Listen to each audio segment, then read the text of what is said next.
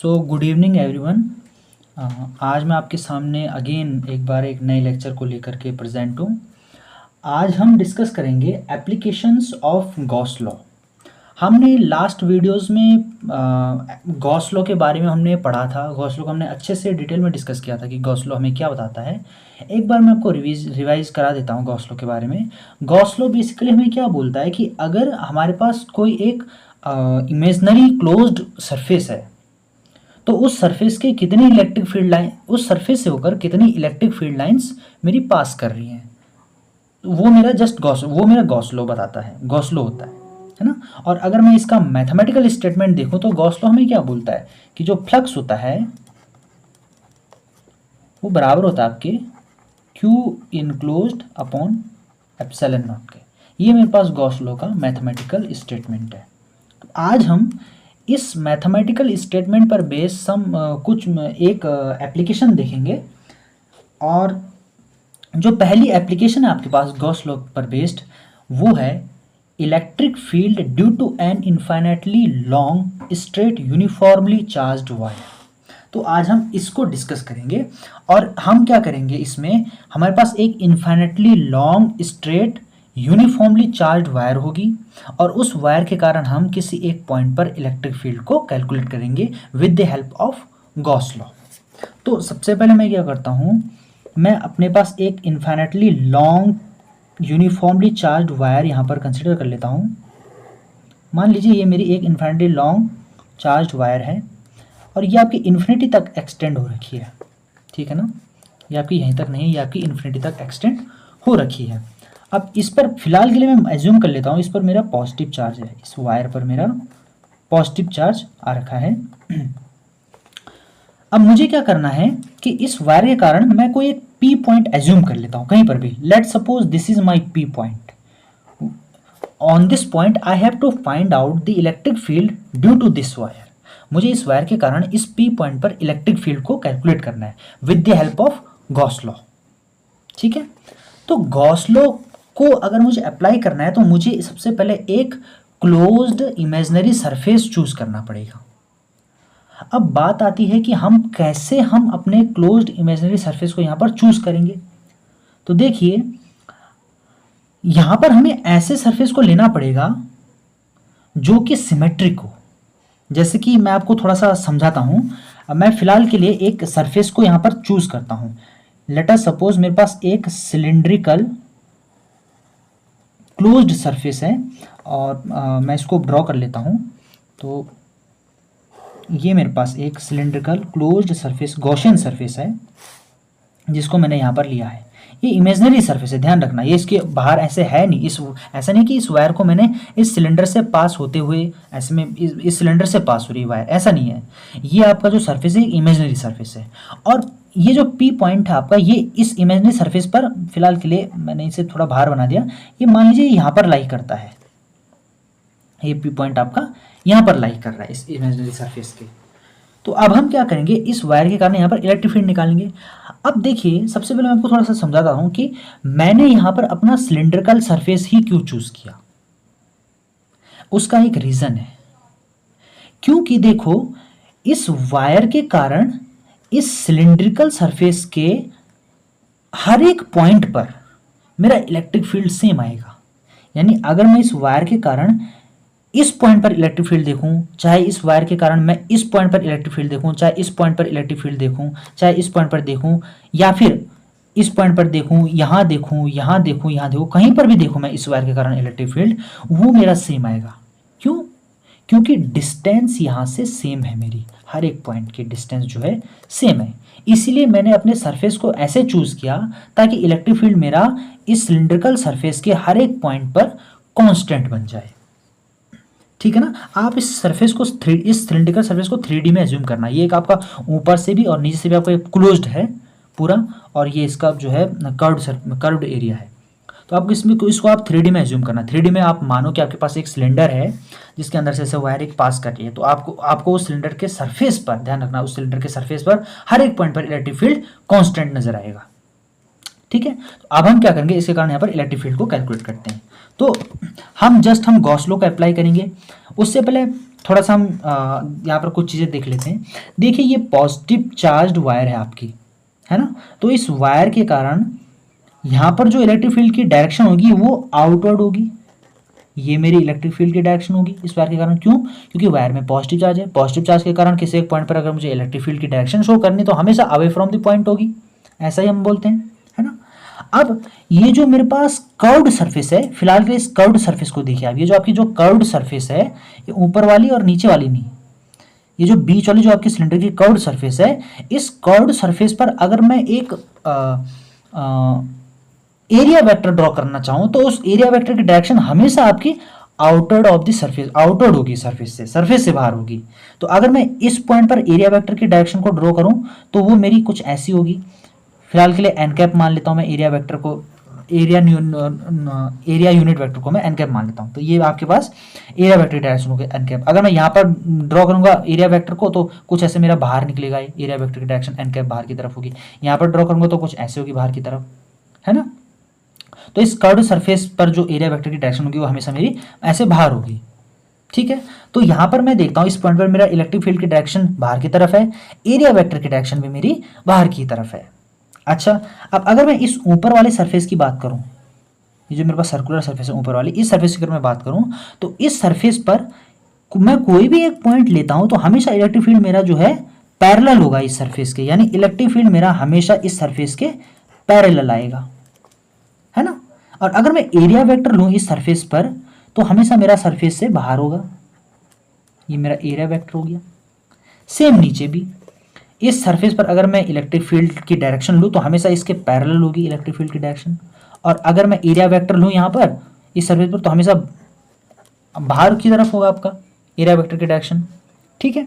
तो अब मैं देखता हूं यहां पर कि मेरे पास जो है तीन सरफेसेस हैं। एक मेरे पास ये बीच वाली कर्व्ड सरफेस है, एक मेरे पास ये दो सर्कुलर सरफेसेस हैं। अब मुझे क्या करना है, इलेक्ट्रिक फील्ड को कैलकुलेट करना है इस पॉइंट पर।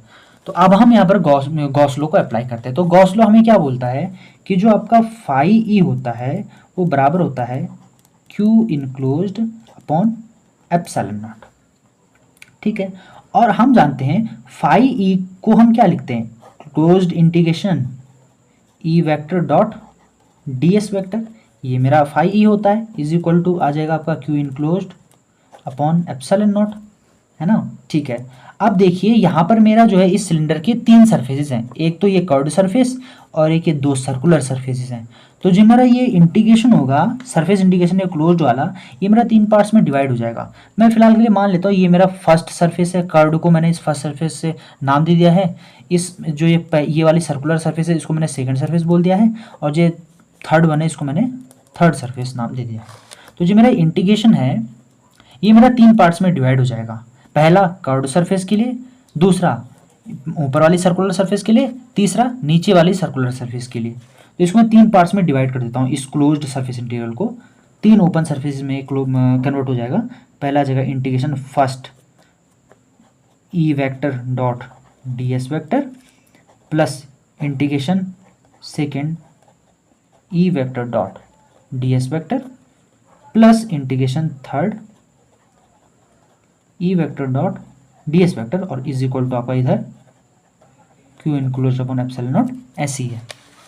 अब फर्दर इसको हम सॉल्व करते हैं। अब आप देखिए कि जो फर्स्ट कर्व्ड, ये जो मेरी कर्व्ड सरफेस है, इस कर्व्ड सरफेस के हर एक पॉइंट पर इलेक्ट्रिक फील्ड मेरा बाहर की तरफ होगा और एरिया वेक्टर भी मेरा बाहर की तरफ होगा।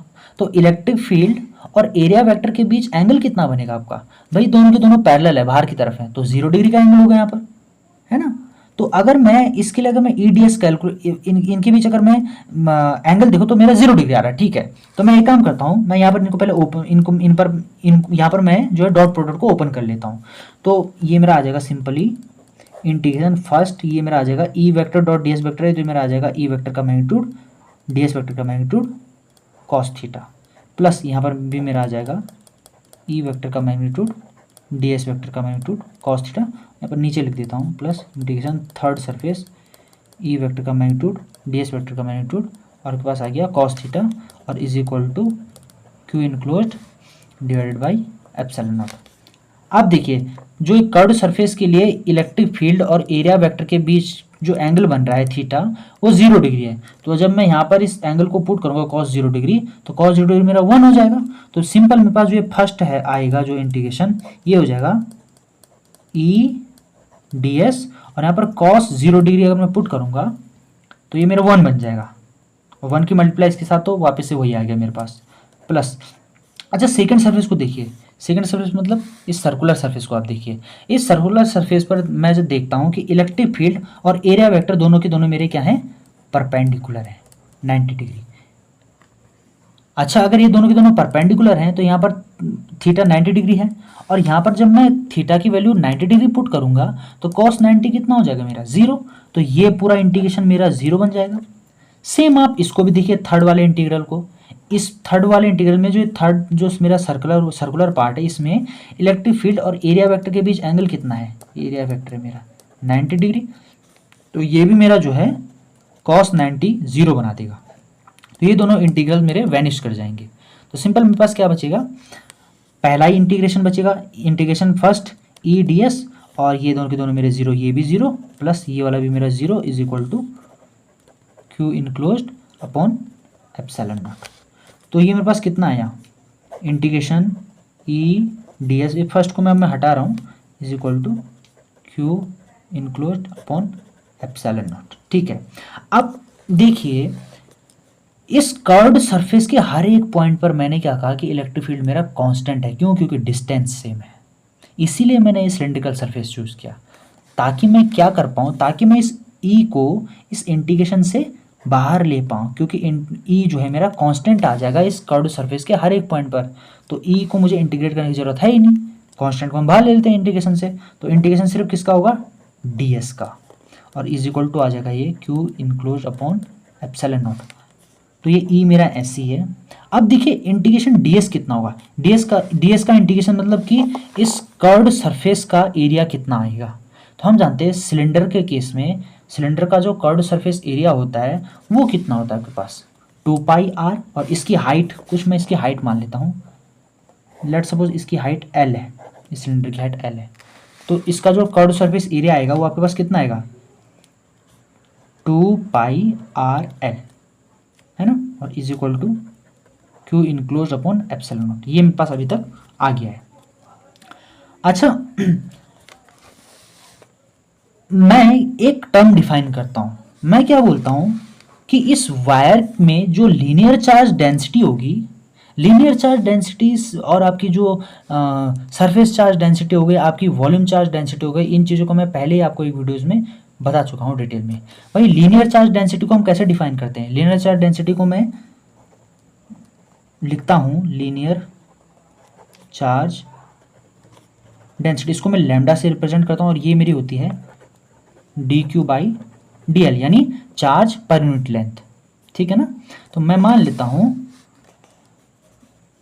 इस सिलेंडर के अंदर इस वायर की जो लेंथ होगी वो सिलेंडर की लेंथ के बराबर होगी, है ना, और चार्ज इसके अंदर मान लेता हूं मैं क्यू चार्ज है टोटल, तो लीनियर चार्ज डेंसिटी कितनी आएगी मेरी, आ जाएगी lambda is equal to Q by L, है ना। यहाँ पर क्यू हो जाएगा, क्यू क्या हो जाएगा आपका, इस सिलिंड्रिकल सरफेस ने कितना चार्ज अपने अंदर इनक्लोज कर रखा है, तो बेटर है मैं इसको बोलूं क्यू इनक्लोज, और एल क्या हो गया, एल हो गया कि कितनी लेंथ में फैला है ये चार्ज आपका, जो कि सिलेंडर की लेंथ के बराबर होगा, ठीक है। तो हम क्या करते हैं, यहाँ से ये मेरी क्या, ये मेरा आ गई लीनियर चार्ज डेंसिटी, तो यहाँ से अगर मैं क्यू इनक्लोज निकालूं तो मेरा आ जाएगा देखो लैम्डा एल। इस वैल्यू को हम उठा के इस एक्सप्रेशन में रख देते हैं जहाँ पर क्यू इनक्लोज्ड है मेरा, इसकी जगह मैं लैम्डा एल रख दूंगा, तो मेरे पास आ जाएगा ई इंटू में 2πrl इज इक्वल टू, देखो यहाँ पर क्यू इनक्लोज्ड है, क्यू इनक्लोज की जगह क्या आ गया मेरे पास lambda L divided by epsilon not. तो यहाँ से देखो एल से एल तो मेरा कैंसिल हो जाएगा, तो मेरे पास सिंपल क्या बना, E is equal to lambda divided by 2π को आर को मैंने इधर भेजा तो ये आ जाएगा 2π एप्सिलॉन नॉट आर, ठीक है। तो ये मेरे पास क्या निकला, ये मेरे पास इलेक्ट्रिक फील्ड निकल गया due to this long uniformly charged wire at this P point, यानी ये मैंने इलेक्ट्रिक फील्ड निकाल दिया इस long charged uniformly charge wire के कारण इस पी पॉइंट पर, है ना। तो यहाँ पर ये जो आर है, ध्यान रखना, यहाँ पर जो आर है मेरा, ये आर मेरा इस वायर से लेके इस पॉइंट तक की डिस्टेंस है, ठीक है। अच्छा, अगर इस इलेक्ट्रिक फील्ड को मैं वेक्टर फॉर्म में लिखूँ तो मैं मान लेता हूँ कि आर कैप इसकी डायरेक्शन है। आर कैप क्या है? आर कैप मेरा यूनिट वेक्टर है इस लाइन के अलाउंग, ठीक है। तो ये मेरा इलेक्ट्रिक फील्ड निकल गया इस लॉन्ग इनफाइनाइटली चार्ज वायर के कारण। ऐसे हम जो है गॉस लॉ का यूज़ करके हम डिफरेंट जो सिमेट्रिक चार्ज डिस्ट्रीब्यूशन होते हैं उनके लिए हम इलेक्ट्रिक फील्ड को कैलकुलेट कर सकते हैं। आई होप आपको ये वीडियो अच्छा लगा हो। चैनल को सब्सक्राइब कीजिए, लाइक कीजिए, शेयर कीजिए। Thank you.